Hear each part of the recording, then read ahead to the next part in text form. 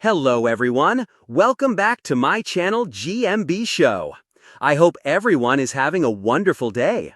The chase star Paul Sinha was diagnosed with incurable neurological condition Parkinson's in 2019, and his doctor apparently spotted the disease while watching him on TV.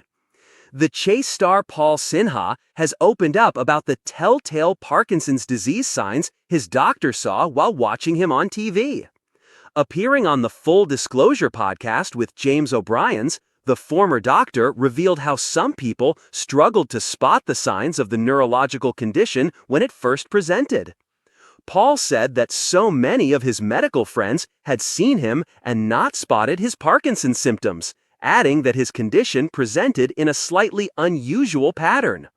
He said that it wasn't until the second time he had seen his consultant that he realized how clear it was that he had Parkinson's, saying, "The consultant who first diagnosed me, the second time I went to see him, said, 'I've just been watching you on Taskmaster. I wish I'd known. I would have diagnosed you far quicker.' There were telltale signs in the way I adjust and move that he said were absolutely diagnostic," Paul added. Paul, who also tours the country as a stand-up comedian, was first diagnosed with Parkinson's disease in 2019, just 6 months before tying the knot with his husband, Oliver Levy. According to Parkinson's UK, the condition is defined as Parkinsonism is a term that covers several conditions, including Parkinson's and others with similar symptoms. Some, including healthcare professionals and people with the condition, call it Parkinson's disease, or PD for short. The disease, which currently affects 153,000 people across the country, is the fastest-growing neurological condition in the world. Paul also admitted that he never had a plan for his life. He said, "I don't think I even had unwritten plans. That's the weird thing about my life, is that none of it was planned. I never really wanted to be a doctor, and the idea of being a professional quizzer was unheard of. It didn't exist when I was growing up. The idea that me, a man with no acting skills, a man that does not consider himself naturally effervescently funny, but somebody who writes good jokes, could make a career as a stand-up comedian, it never occurred to me." His career has gone from strength to strength in recent times, with him touring across the country, saying, "I'm now in a situation where nearly all my gigs are headline spots, and even tough gigs I can take them on, confident in the knowledge that I'll probably do really well at this gig. And that status as a comedian is bewilderingly unlikely, but I've just stuck at it, hung on in there. And perhaps the fact the last thing I want to do is go back to medicine has been the driving force. It's been a full roller coaster adventure, but with no defining ambitions, and I don't knock people for having ambition. There's more than one way to skin a cat," he added.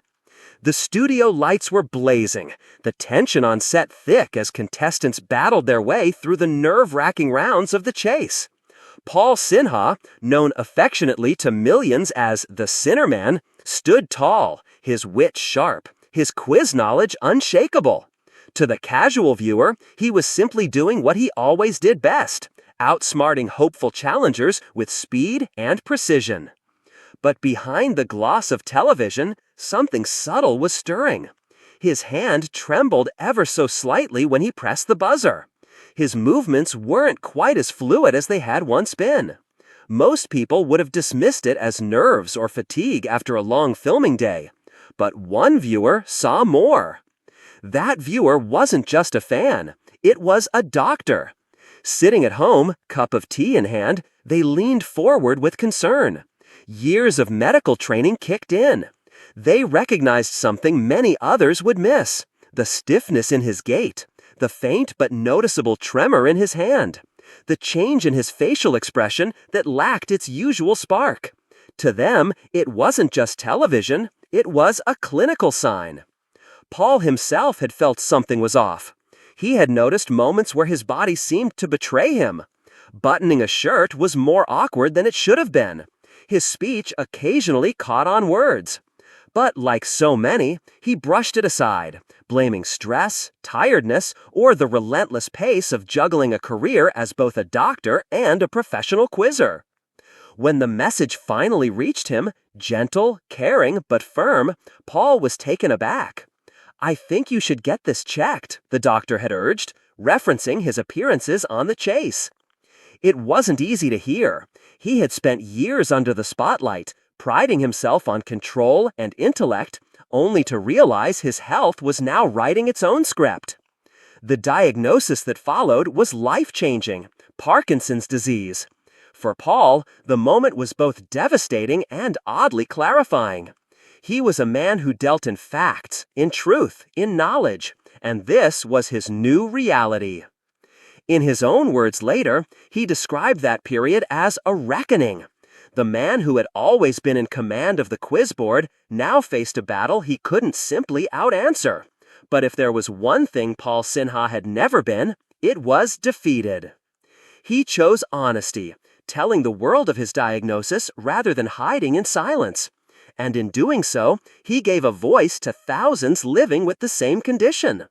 His trademark humor stayed intact, witty, dry, often self-deprecating, but now laced with a new kind of courage. When viewers tuned in after his announcement, many noticed the same little tremors, the same stiffness, but instead of weakness, they saw strength.